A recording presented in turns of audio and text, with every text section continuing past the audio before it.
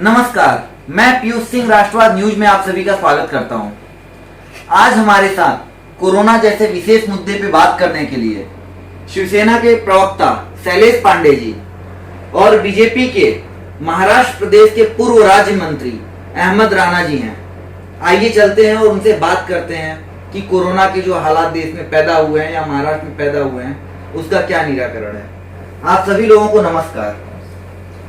राणा जी, मैं आपके पास आना चाहता हूँ। बहुत राजनीति हो रही है कोरोना को लेकर, चाहे वो प्रदेश की सरकार हो या केंद्र की सरकार हो। खासकर महाराष्ट्र प्रदेश में, जहाँ पे इस समय सबसे ज्यादा, अगर भारत में देखा जाए तो सबसे ज्यादा त्रासदी यहीं पे है। यहीं पे बहुत वैक्सीनेशन खत्म हो गई, 3-4 दिन से वैक्सीनेशन तक नहीं है। यहाँ पे ऑक्सीजन की कमी है। फिर भी यहाँ के चाहे बीजेपी के नेता हो या शिवसेना के नेता हो, राजनीति भरपूर हो रही है। उसके साथ साथ बहुत सारे भ्रष्टाचार भी हो रहे हैं। क्या कहेंगे इस मुद्दे पे आप? जी, सबसे पहले तो मैं आपका धन्यवाद बोलता हूं कि मुझे राष्ट्रवाद न्यूज़ द्वारा मेरी बात कहने का आपने अवसर मुझे दिया। और इस वक्त मैं जो कहने जा रहा हूं वो बहुत महत्वपूर्ण बात है, विषय है। आपने जो कहा वो भी बहुत महत्वपूर्ण विषय है। कोरोना वायरस इस वक्त पूरी दुनिया तकरीबन 1 साल से जायद का वक्त हो गया इसके चपेट में है। दरमियान में बीच में थोड़ी सी मोहलत मिली, ऐसा लोगों को लगा कि कोरोना खत्म हो गया, लेकिन खत्म नहीं हुआ था, ऐसा लोगों को एहसास हो रहा था। पर दोबारा जब इसकी शुरुआत हुई है, पता ज्यादा कैसे लगने लगा, क्योंकि टेस्ट ज्यादा होने लगा। और जब टेस्ट ज्यादा होने लगा तो सारी चीजें आया होने लगी, कितने ज्यादा लोगों को यह संक्रमण है। ऐसी परिस्थिति में क्योंकि राजनीति तो बिल्कुल होना ही नहीं चाहिए, क्योंकि राजनीति इसलिए होती है ताकि जनता को हर एतबार से, हर तरीके से न्याय दिया जा सके। लेकिन परिस्थिति ये हो गई है, अगर इस पर कोई राजनीति करता है तो राजनीति करने के काबिल नहीं है, बल्कि इंसानियत का दुश्मन है। सबसे पहले तो यह है, यदि महाराष्ट्र की परिस्थिति खराब है तो मिलजुल कर इसका मुकाबला करना चाहिए। इस वक्त जितनी चीजों की जरूरत है आम जनता को, इसमें मैं कुछ दोष महाराष्ट्र सरकार को भी देता हूं। वो इसलिए कि जिस तरीके से आम जनता तक इंतजामात करना चाहिए, एक छोटी सी चीज इंजेक्शन नहीं अवेलेबल हो पा रही है लोगों को। लोग फोन करते हैं मुझको कि आप राजनीति में हैं, आप लोगों से कांटेक्ट में हैं, हमारे लिए एक इंजेक्शन का इंतजाम कर दीजिए। हम जैसे लोग इंजेक्शन का इंतजाम नहीं कर पा रहे हैं लोगों के लिए। क्यों? क्योंकि वो अवेलेबल नहीं है। एक छोटी सी चीज, ऑक्सीजन की बात हो जा रही है। ऑक्सीजन इतना जरूरी है। मैं देखता हूं कि अगर इस बीमारी में ऑक्सीजन ना मिले तो लोगों की जाने जाने का 90% खतरा बढ़ जाता है। तो ऐसी परिस्थिति में जिस चीज की जरूरत है अगर वो ना हो तो जाहिर सी बात है कि मुखिया जो शहर का हो, प्रदेश का हो, देश का हो, उसके ऊपर लोग क्लेम करेंगे। तो मैं चाहता हूं कि महाराष्ट्र सरकार की तरफ से जो कमियां हैं उसको जल्द से जल्द पूरा करके और लोगों की समस्याओं को दूर किया जाए। वरना जिस तरीके से बीमारी पसर रही है, फैल रही है, मुझे लगता है कि ये बहुत भयंकर रूप धारण कर सकती है। अभी आपने कहा कि यहाँ जो महाराष्ट्र सरकार की कुछ कमियां हैं। क्या कमियां हैं? महाराष्ट्र सरकार को कुछ भी कमी हो रही है वो तो केंद्र सरकार तक अपनी बात पहुंचा दे रही कि भाई मुझे ये चीज दो। शैलेश जी क्या कहेंगे? इन्होंने तो महाराष्ट्र सरकार के ऊपर ही उंगली उठाई है। कमियां हैं, क्या कमियां हैं, कैसे सुधारा जा सकता है, आप बोलिए।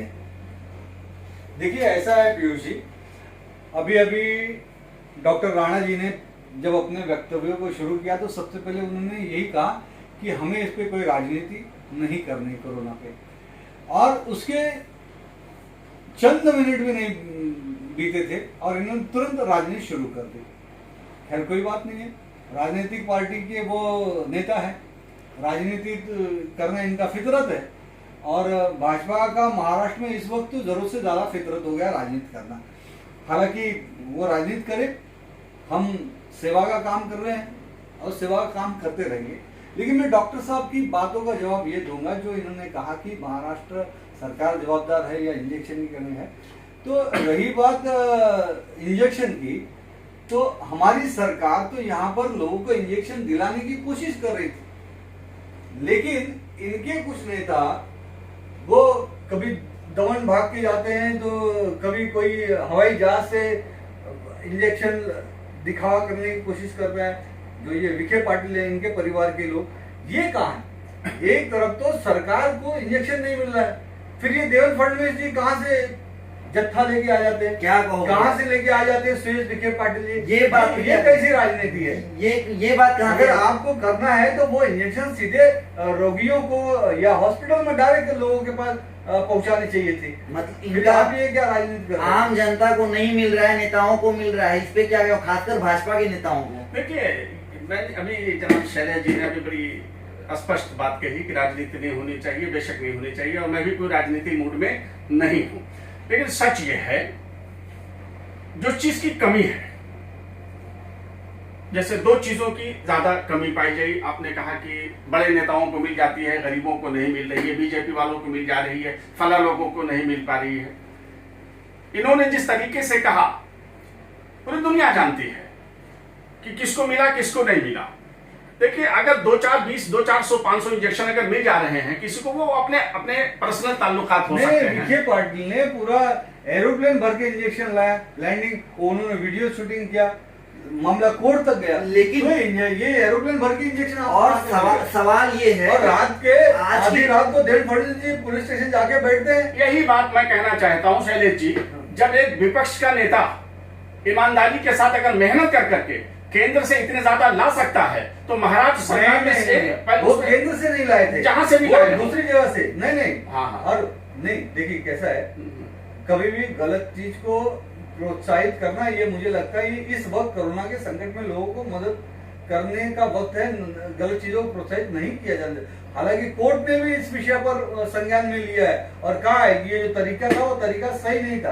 अब कोर्ट के बोलने के बावजूद भी हम भी अपनी हमारा सवाल ये है हाँ। कि जब ये चीजें केंद्र सरकार के अंडर में और केंद्र सरकार डायरेक्ट राज्य सरकार को अलॉट कर रही है, तो जो पार्टी यहाँ पे सत्ता में नहीं है उसको मिल जा रहा है, महाराष्ट्र सरकार को क्यों नहीं मिल रहा है? मेरा सवाल ये है। हाँ, ये डॉक्टर साहब, मैं इस बात का जवाब दूंगा क्योंकि आपने अपनी बात पूरी रखी, मैंने मेरी विषय को पूरा रखा नहीं और बीच में ये सारे इंटरप्शन आ गए।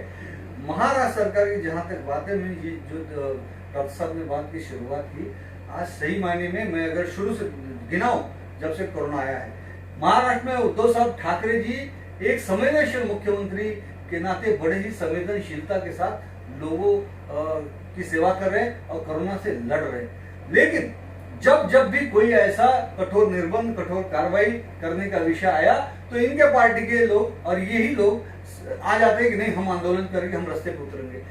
आज मैं आपको गिनाऊंगा, ये इन्होंने जो कहा कि हम राजनीति नहीं करना चाहते, ये कैसे क्या क्या राजनीति की है। जब पहला लॉकडाउन लगा तब सबसे पहले यहाँ पे कामगारों को लेकर वहां पर बैंड्रा में सबसे पहले इनके लोग रास्ते पे उतरे और आंदोलन शुरू कर दिए। सरकार इस्तीफा तो कर दी।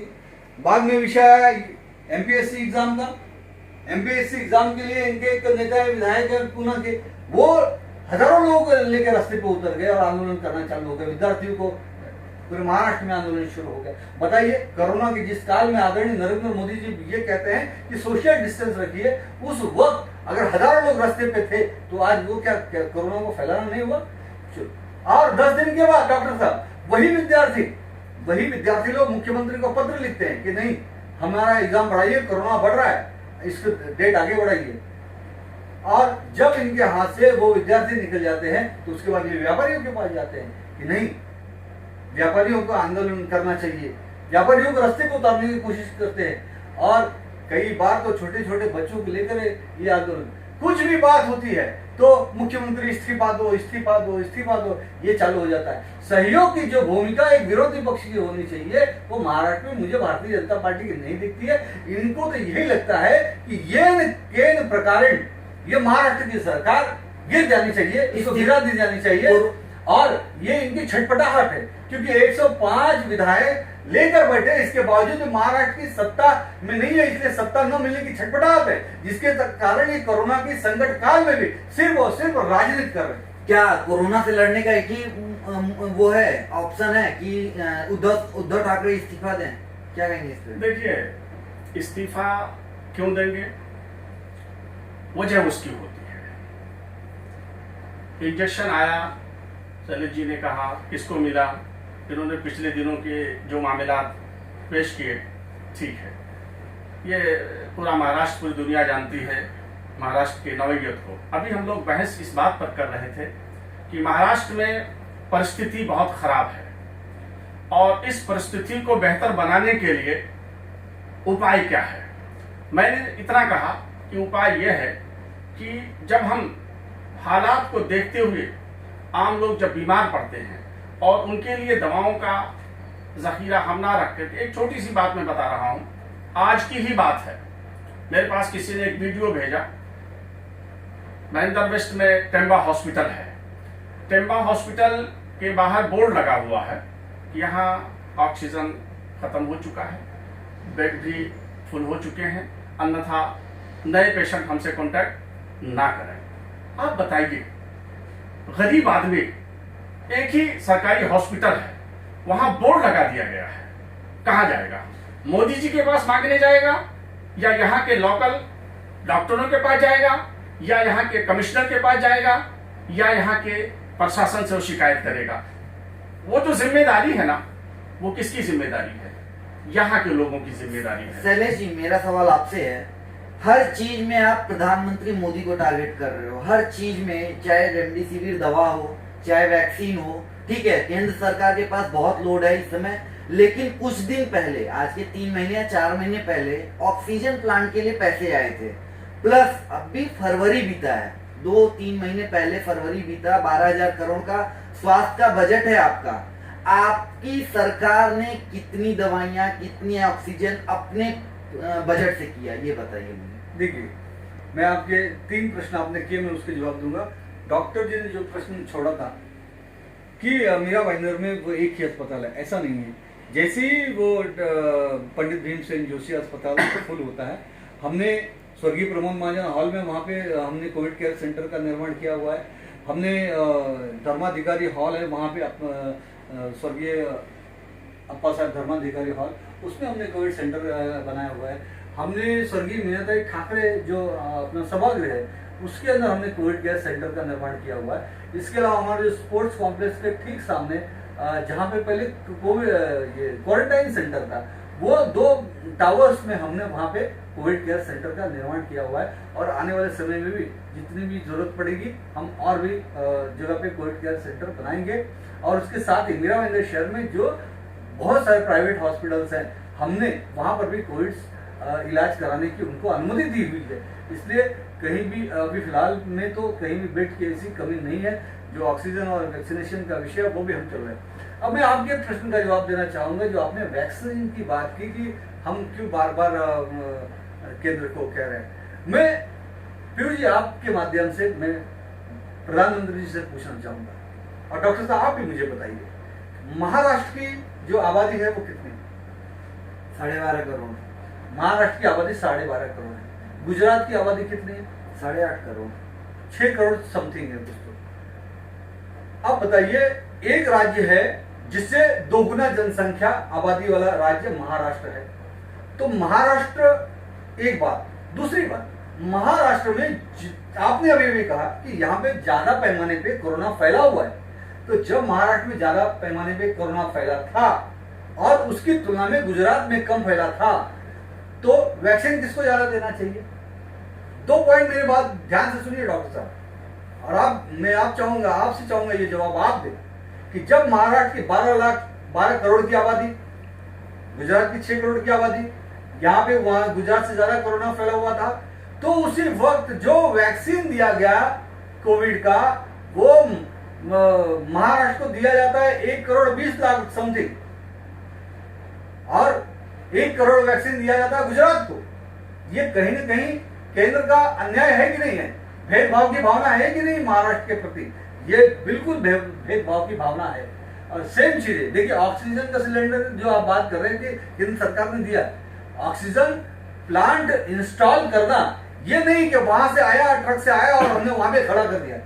वो इंस्टॉलेशन में थोड़ा समय लगता है, वक्त लगता है, और वो वक्त के हिसाब से 6 महीना नहीं, बिल्कुल 6 महीने नहीं। जैसे हमारे पास है वो चीजें पहली, हमने सारी जगह पे वहां पे लगाने की पूरी हमारी प्रक्रिया शुरू है। कई जगह पे लग चुका है और कई जगह पे बहुत जल्द से जल्द वो लग जाएगा, और सारी चीज। और यहाँ तक कि हमने राज्य शासन के माध्यम से बहुत सारे NGOs को भी हमने साथ में लिया है। उनके माध्यम से भी ये सारी चीजें यहाँ पे अवेलेबल की जा रही है। डॉक्टर साहब, मेरा सवाल आपसे है, महाराष्ट्र को आपने सौतेला व्यवहार, जैसा इन्होंने बोला, ये सही बात है। आप उत्तर प्रदेश को, आप मध्य प्रदेश को, आप गुजरात को अपने सगे बेटे जैसा व्यवहार कर रहे हो। वहां पे दवाई की कमी हो रही है, लेकिन उनको प्रॉपर, आज उन्होंने डिमांड किया, कल उनको सप्लाई हो जा रही है, लेकिन महाराष्ट्र को 3-3 दिन तक नहीं हो रही है। क्या कहेंगे इस पे आप? देखिए, ये सब अपने अपने सोचने की बात है, नजरियात होते हैं कि महाराष्ट्र को कम मिल रहा है, वहां ज्यादा मिल रहा है, इनको ज्यादा मिल रहा है, उनको कम मिल रहा है। मेरा ये मानना है, अगर महाराष्ट्र की सरकार सही तरीके से केंद्र सरकार के संपर्क में हो तो केंद्र सरकार की भी ये जिम्मेदारी बनती है पूरे तरीके से कि चूंकि उसके सामने पार्टी के लेवल पे सरकार नहीं चलाई जाती। जब केंद्र सरकार बनाती है तो पूरा देश उसके कब्जे में होता है, पूरे देश की निगरानी भी उनकी जिम्मेदारी होती है। ये अलग बात है अगर हम इस बात को, अपनी गलती को छुपाने के लिए बार बार ये कहें कि केंद्र सरकार हमको नहीं दे रही है। मैं कहना चाहता हूं पीयूष जी, शैलेश जी, आप गौर से सुनिए। हमारी सरकार जो महाराष्ट्र के, जिसमें इस वक्त हम लोग रह रहे हैं, महाराष्ट्र की सरकार बिल्कुल पूरे तरीके से फ्लॉप किस लिए रही? पिछले दिनों इसको जो है मामलात को कोरोना जैसे हालात से निपटने के बजाय वसूली जैसे माहौल को अपनी झोली में डालना शुरू कर दिया था। तो हर आए दिन कहीं मर्डर का मामला आ रहा है, कहीं वसूली का मामला आ रहा है, कहीं एक एक नई चीजें उभर कर सामने आ रही थी। तो ऐसी बातों को मद्देनजर रखते हुए जब ये सारी चीजें केंद्र तक जाएंगी तो पता ही चला कि यहाँ के नेता जो सीरियस जिस मुद्दे पर काम करना चाहिए उस पर काम करने के बजाय वो दूसरे कामों में लगे हुए हैं। तो ये जो मैसेज जाता है, ये सच है कि जिम्मेदारी होती है, तो यहाँ की सरकार जिम्मेदारी नहीं निभा रही है। अगर जिम्मेदारी निभाती तो इतनी बड़ी तादाद में लोगों को कोरोना नहीं होता। अच्छा, मैं इनकी बातों का खंडन करूंगा कि यहाँ की सरकार जिम्मेदार नहीं है और केंद्र सरकार के साथ नहीं है। आज जब से कोविड ये लॉकडाउन लगा, जब देश के प्रधानमंत्री आदरणीय नरेंद्र मोदी जी ने, चाहे वीसी के माध्यम से, चाहे टेलीफोनिक माध्यम से या किसी भी माध्यम से, जब भी मुख्यमंत्रियों की उन्होंने मीटिंग ली, अलग अलग प्रदेशों की मीटिंग ली, हमारे महाराष्ट्र के मुख्यमंत्री आदरणीय उद्धव साहब ठाकरे जी हमेशा केंद्र की और आदरणीय प्रधानमंत्री नरेंद्र मोदी जी की हर बातों को उन्होंने माना और उन्होंने हमेशा ये कहा कि महाराष्ट्र देश के साथ है और हर चीज पे अमल किया। और ये देखिए, ये राष्ट्रीय आपदा है और राष्ट्रीय आपदा के साथ साथ ये अंतरराष्ट्रीय विपत्ति है, क्योंकि कोरोना ये जो संकट है, ये किसी ने नहीं जाना था कि कब आएगा, कैसे आएगा, क्या स्वरूप होगा, क्या नहीं होगा। और अभी भी बहुत सारी चीजें इसकी क्लियर नहीं हुई है। अभी तक 2 से 3 स्ट्रेन आ चुका है, चौथा तीसरा फेज आने वाला है, जो कहा जा रहा है कि और भी खतरनाक है। लेकिन भविष्य क्या होगा अभी भी कोई कुछ कह नहीं सकता है। लेकिन फिर भी जो भी काम देश के प्रधानमंत्री के माध्यम से केंद्र सरकार और राज्य सरकारें कर रही हैं, WHO के जो भी गाइडलाइंस है उसका पालन किया जा रहा है। आज हमारे मुख्यमंत्री आदरणीय उद्धव साहब ठाकरे जी बड़े ही संवेदनशीलता के साथ हमारी महाविकास आघाड़ी की सरकार WHO और केंद्र सरकार के हर नियमों का पालन कर रही है। और उसका एक मैं ज्वलंत उदाहरण आपको बताना चाहूंगा कि सबसे बढ़िया और अच्छी तरह से सबसे ज्यादा कोविड टेस्ट अगर कहीं हो रहा है पूरे देश में तो महाराष्ट्र है। और इसीलिए महाराष्ट्र अपना जो टेस्टिंग है कोविड का, चाहे वो एंटीजन हो चाहे PCR हो, वो ज्यादा से ज्यादा संख्या में कर रहा है। इसीलिए वो ज्यादा से ज्यादा केसेस आपको दिख रहे हैं, क्योंकि हमने ईमानदारी बरती है, हमने पारदर्शिता बरता है, हमने अन्य राज्यों के जैसा दूसरे राज्यों की तरह हम कोविड की टेस्टिंग कम नहीं कर रहे या हम केसेस नहीं छिपा रहे। हम जो फैक्ट है महाराष्ट्र में वो फैक्ट हम लोगों के सामने रख रहे और बड़े पारदर्शी ढंग से काम कर रहे। और हमारा ये पहले दिन से हम देश के साथ थे, देश के साथ है और देश के साथ मिलकर इस कोरोना संकट से लड़ रहे। और हम चाहते हैं कि पूरे महाराष्ट्र से जल्द ये संकट दूर हो और पूरे देश से दूर हो। अच्छा, ये लास्ट सवाल है, दोनों लोगों से दोनों लोगों के पास मैं एक करके आऊंगा। लास्ट सवाल है, 2 लाइन में आंसर चाहिए। इसका निराकरण क्या है? चाहे ऑक्सीजन की कमी है, रेमडेसिविर दवा की कमी है या वैक्सीनेशन कमी है, कैसे पूरा किया जा सकेगा? ये मेन मुद्दा यही है कि लोगों की जानें कैसे बचाई जाएं, लोगों तक दवाइयां ज्यादा से ज्यादा कैसे पहुंचाएं, ऑक्सीजन लोगों तक ज्यादा से ज्यादा कैसे पहुंचाएं। इसके लिए जरूरी जो इकदाम होते हैं, माननीय मुख्यमंत्री महाराष्ट्र के श्री उद्धव जी ठाकरे साहब, मैं इस वक्त पार्टी साइड का बात कर रहा हूं, मैं उनसे अनुरोध करता हूं कि हर जिला में जिला लेवल पे जितनी भी ज्यादा सुविधा हो सके, मेरी पर्सनल राय है कि सारे बातों को रोक दिया जाए, सड़क भी निर्माण रोक दिया जाए, जितने भी काम हो सबसे पहली तवज्जो सारे कामों को छोड़कर इस बीमारी से निपटने के लिए फंड की कमी ना होने दिया जाए, ऐसा मैं अनुरोध करता हूं माननीय मुख्यमंत्री जी से। शैलेश जी, आप क्या सजेस्ट करना चाहेंगे? देखिए, मैं इस वक्त यही कहूंगा कि केंद्र सरकार, राज्य सरकार और स्थानीय निकाय, ये तीनों ने मिलकर बड़े ही अच्छे ढंग से समन्वय के साथ, ईमानदारी के साथ, पारदर्शिता के साथ सभी ने कंधे से कंधे मिलकर काम करना चाहिए। जहां पर जिस भी चीज की जरूरत है, जिन राज्यों को जरूरत है, जो राज्य ज्यादा परेशान है, उनको पहले मदद की जानी चाहिए। कहीं भी किसी भी राज्य के साथ भेदभाव नहीं होना चाहिए, क्योंकि अगर हम बात करते हैं तो हम ये बात करते हैं कि हम भारतीय हैं, हम भारत माता की जय बोलते हैं। अब भारत माता में कोई एक अकेला प्रांत नहीं आता, सारे प्रांत आते हैं। आज हमारे लिए 138 करोड़ देशवासी वो भारतीय है, हमारे भाई बहन है, तो हमको प्रत्येक प्राणों की रक्षा करने का दायित्व ये हम सभी के ऊपर है। तो हमने भी बड़े ईमानदारी के साथ, चाहे ऑक्सीजन का विषय हो, चाहे वैक्सीनेशन का विषय हो, चाहे रेमडेसिविर का विषय हो, चाहे इक्विपमेंट का विषय हो, चाहे अन्य आरोग्य की सुविधा का विषय हो, और आने वाले भविष्य में अब जो रोजगार का विषय है, लोगों का पुनर्वसन का विषय है, व्यापार का विषय है, देश की अर्थव्यवस्था का विषय है, इन सारी व्यवस्थाओं पर हमें खुले दिल से और ईमानदारी के साथ हमें इस देश की रक्षा करने के लिए सबसे पहला हमारा कर्तव्य बनता है कि अपने देशवासियों के प्राणों की रक्षा करें, और प्राणों की रक्षा के साथ साथ हम उनके आने वाले भविष्य के लिए, उनके रोजगार के लिए, उनकी अर्थव्यवस्था को हम मजबूत करें, तो ही हम सच में भारत माता की जय कहने लायक रहेंगे। तो आपने सुना शिवसेना प्रवक्ता शैलेश पांडे जी को और महाराष्ट्र प्रदेश के पूर्व राज्य मंत्री जो बीजेपी के एक नेता हैं अहमद राणा जी को। इन्होंने अपनी अपनी तरीके से बात रखी है, और मेरा ये अनुरोध है, जो भी सोशल मीडिया पे या अपने अपने लेवल पे जो पॉलिटिक्स कर रहे हैं, वो इस समय सब कुछ छोड़कर, अगर वो लोगों की सेवा नहीं कर सकते हैं तो अपने घरों में बैठें, सुरक्षित रहें और देश को बचाएं। कैमरामैन विशाल के साथ मैं पीयूष सिंह, राष्ट्रवाद न्यूज।